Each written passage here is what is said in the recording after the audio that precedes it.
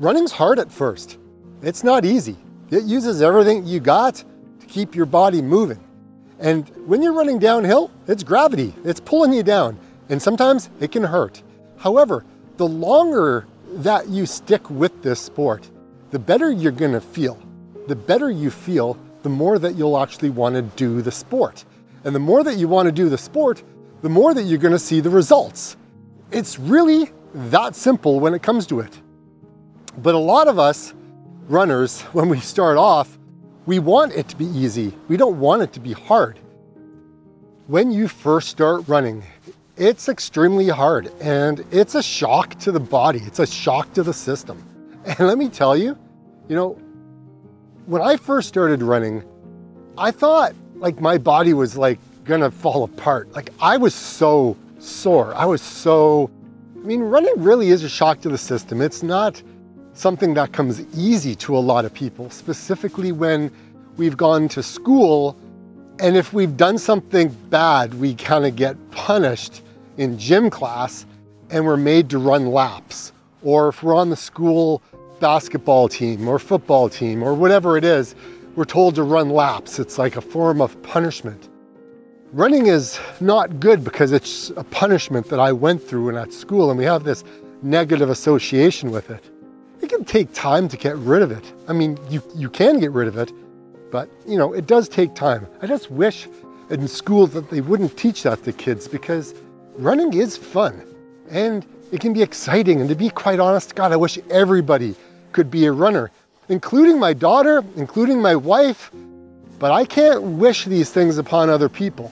Everyone has to come to it in their own time. And if it's something that they want to do, then that's what they'll go ahead and do. I just can't force people to do the things that I want them to do, because I'm not them. They got to figure it out on their own. I know many people who have started running to lose weight. They wanted to shed 50 pounds, maybe about 100 pounds. And I know, because I was one of them. I was one of these people who thought that running will solve all of my problems. It will solve my weight issue. It will make me feel better mentally. It will provide me an opportunity to go outside and enjoy nature. And while a lot of those things are valid and true, the one thing that is kind of not true is when it comes to losing weight. And what I mean by that is, look, I'm a living example of this. If I go out and I run, I don't know, maybe about an hour, and I come back and I've looked at my calculations and it says I've burned, let's say 800 calories. Well, that's fantastic. But what happens most of the time is you'll find yourself consuming a lot more than those 800 calories that you just burned off for the day.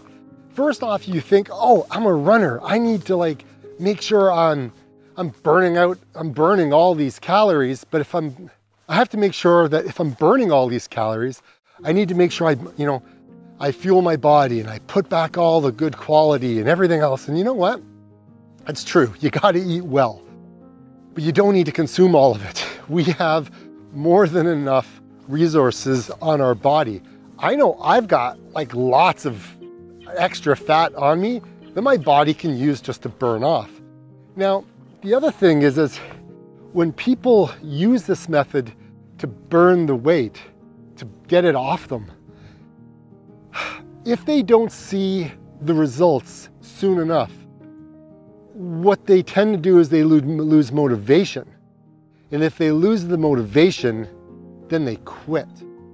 And that is the problem. If you want to become a runner, you need to figure out how to do this logically, sustainably, and make it fun at the same time.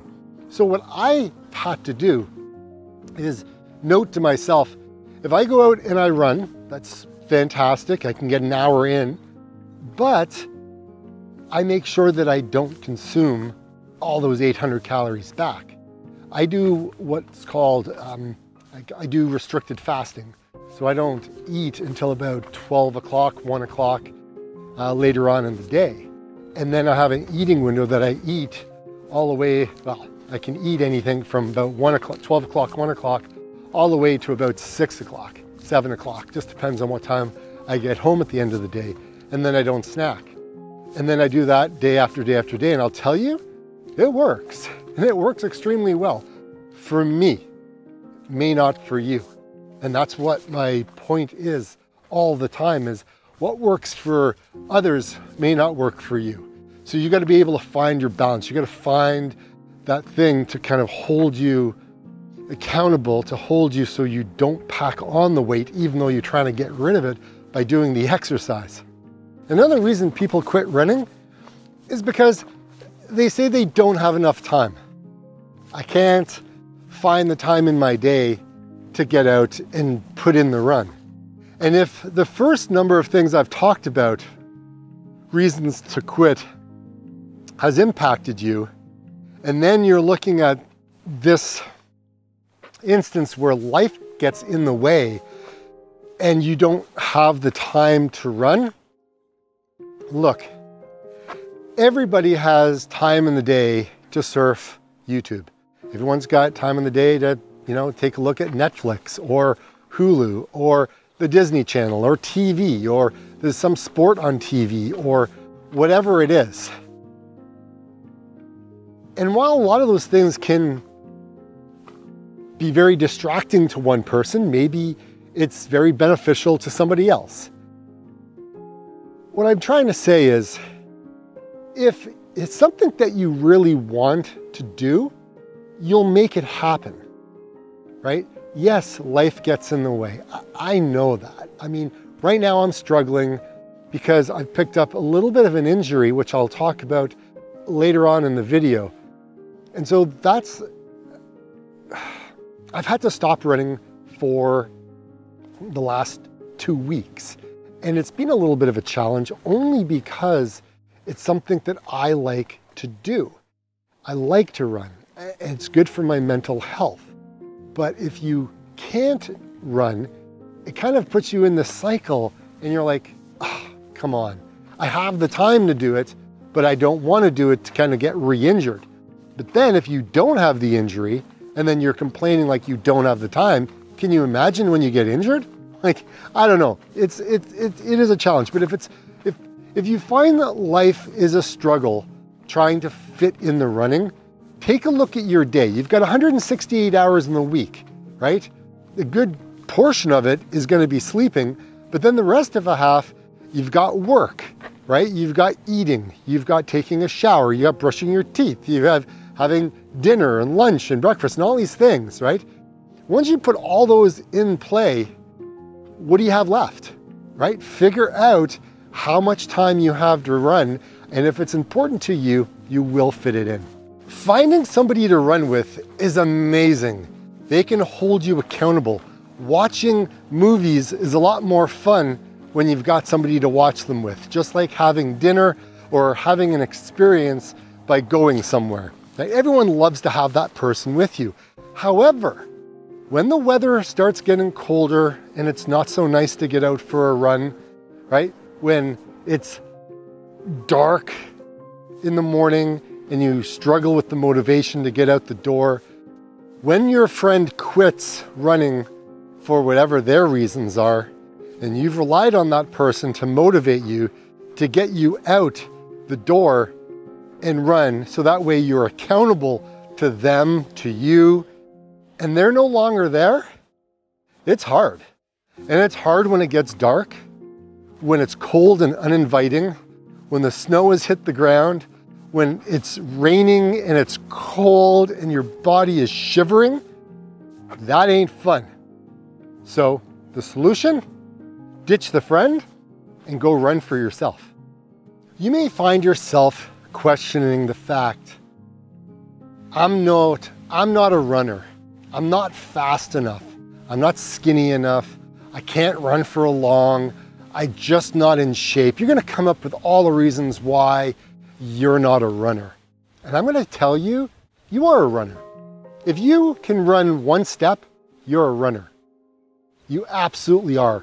Because if I said that I wasn't a runner all those years ago, I wouldn't be where I am today. I wouldn't have run an ultra marathon. I wouldn't have run marathons. I wouldn't have run 10Ks every day for like 90 days. Look, if you can take one step and then another step and then another step, you are a runner, and it doesn't matter what you look like, how you run, or anything else. And if anyone tells you any differently, tell them to go shove it. It honestly doesn't matter how fast you can run, how slow you can run, how far you can run. If you can run, you're a runner. I know that you don't like being injured, and I know I don't like being injured. However, if you're a runner, then you're gonna get injured. One way or another, you're gonna pick up an injury.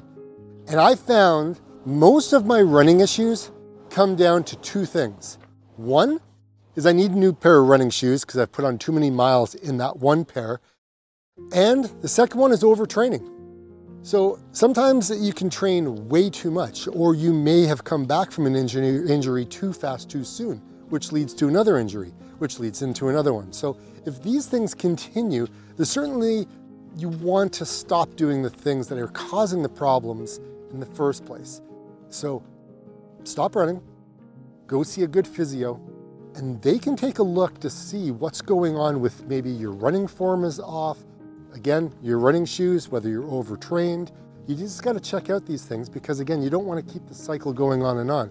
And the longer you allow these things to continue, the more chances are that you're going to be injured, and they may lead into other injuries on top of that, which can be very frustrating if you're a runner, because when you're not running, you want to be running. Like literally, you want to be running. Running is too expensive. Well, yeah, running can be a little expensive. I mean, running shoes are not cheap these days. I mean, to get a good pair, you're probably looking at about $200 Canadian. Running watches can be a little expensive. Now, you don't need to have a watch. You can just use the free version of STRAVA on your phone, and you take that with you. Maybe you get like a little armband or a waist pouch or whatever it is, and you can run with that. That will certainly cut down the cost. Now, when it comes to like running clothes, yeah, okay, that's also a little bit of a challenge because you need to figure out what is comfortable to you to be able to run in, because not everybody enjoys running in the same type of clothing. I mean, I found that out. I mean, I had bloody nipples the first time I started to run, and you know, it was warm weather out and I didn't understand what the heck was going on. I just didn't have the right gear, and it took me a little bit of time. So some things I wouldn't cheap out on is running clothes. Running clothes is super important. Also get good running shoes. You'll also want Body Glide, right? Body Glide can be a little bit expensive, but you're gonna do what it is you gotta do. And that will certainly help you with regards to, not needing all the other bandages and gauze or anything else after you chafe yourself to death, right? So yeah, running clothes can be expensive. So kind of where I would start with this, again, you got to figure out which climate you're in. Look, we all know we know the climate that we live in. So you need to make sure that you can dress accordingly. Now, if you're somewhere in the US where it's nice and warm, okay, you can maybe get away with not having to have the whole winter running gear.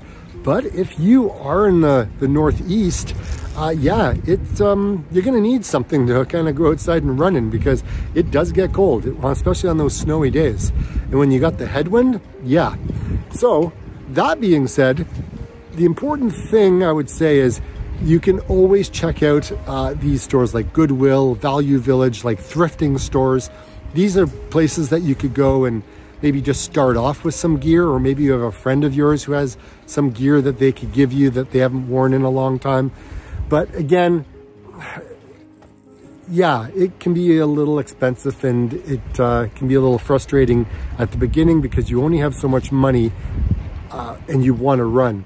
And as you run, the clothing that you're going to be wearing is going to shift, because if you are an overweight runner like I was, you got to get new clothes after a period of time. So starting off at the thrift store could be probably the best bet if you're overweight, because you will drop the pounds as time goes by. I'm only doing it for the bling. I'm only doing it for all the medals that I could get. Like, here's the thing. When I started off running, I did it for different reasons. I have friends of mine who did it because they just wanted to get a medal and check it off the box. I wasn't like that. I wanted to run because I wanted to become a runner.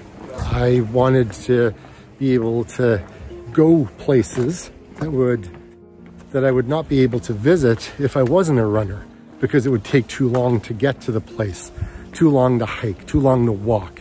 So by running, I was able to cover a longer distance and see more places because I was a runner. But look, we all do our own things, right? We all, you know, you may learn to play the violin, right? We may have a birthday gift. That's something that we wanted to do. Like maybe you want to play the saxophone, or maybe you want to play some sort of instrument. Maybe you're doing dance, and maybe it's, you know, a performance that you're going to be doing that is going to be really important. Maybe it's a hunting trophy, right? Maybe you're a big hunter and you want to have your trophies when you go out there. Maybe it's catch and release. It doesn't matter. Throw it back in. Or maybe it is, you know, an ATV race. Maybe you're in a mud bog. Maybe it's BMX biking. You know, these are all the things that people do to be able to celebrate. And maybe when you lose weight, that's something that you want to celebrate and you want to be happy with. And it's like, man, I just want to run this race because it's been on my bucket list for a long time. And so you check it off and you've done it. And now you're like, wow, man, I'm so happy. Like, that was flipping amazing. And then what happens once you've done it, everything just kind of starts going back to the way it was before. Your muscles kind of return back to what they were before you started running. You also end up in a situation where the weight starts to come back, and in a year or so, you kind of end up back to where you were at the beginning. You may have the medal to prove that you were able to get it done, but you also may have all the weight back on you to say that you didn't stick with it. And I'm not judging, but what I am saying is I think it's extremely important to know what your why is, why you are doing the thing you're doing. Because we can all be runners for a period of time, but then you stop and then you don't take it up anymore. Maybe you move on to something else. But you were a runner at one point. Don't quit. Don't quit.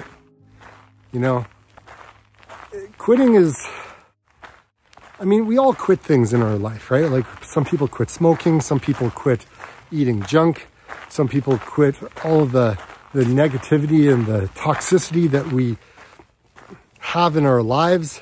Like there's a lot of people that quit things. But I wouldn't quit this. For me anyways. And the reason why is I love the sport so much that I know when my body starts speaking to me, I back off because I don't want to be hurt again. I don't want to go down this road of not being able to run for a year. I want to be able to continue to do the things I like to do.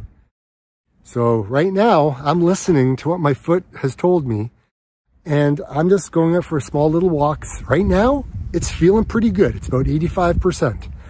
I'm going down the right path. I can still bike. Biking is fine, right? No impact. So I'm going to continue down this road, and the weather is changing. And as the weather is changing, again, my buddy and I, we're going to be hitting the gym. I'm not hitting the gym to go crazy and be a big muscle guy. I'm hitting the gym to continue to use all the facilities, all the cardio, and strength train. Strength training is fine. It's good for me. And it's something that I want to go back to doing because I honestly feel like I've neglected it for way too long. And I have like little spurts, like I'll start and then stop and then start and then stop. That's gotta go. You can't do that and expect to see results. It just ain't gonna happen.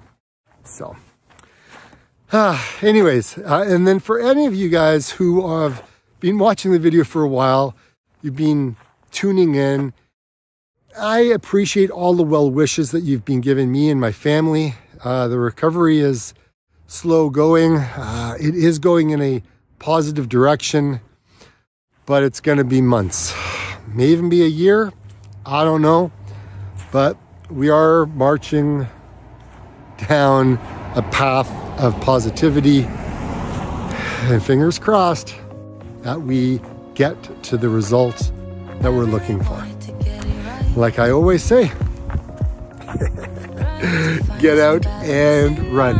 See you next week. But I never really put up a fight. Didn't follow my dreams.